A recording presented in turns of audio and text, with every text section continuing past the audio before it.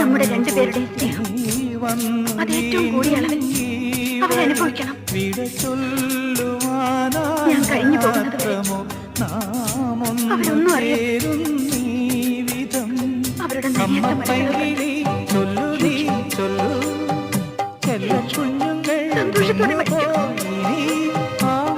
എനിക്കെന്റെ കുഞ്ഞുങ്ങളെ കണ്ട് കണ്ട് കൊതി തീർന്നില്ല ജോണി.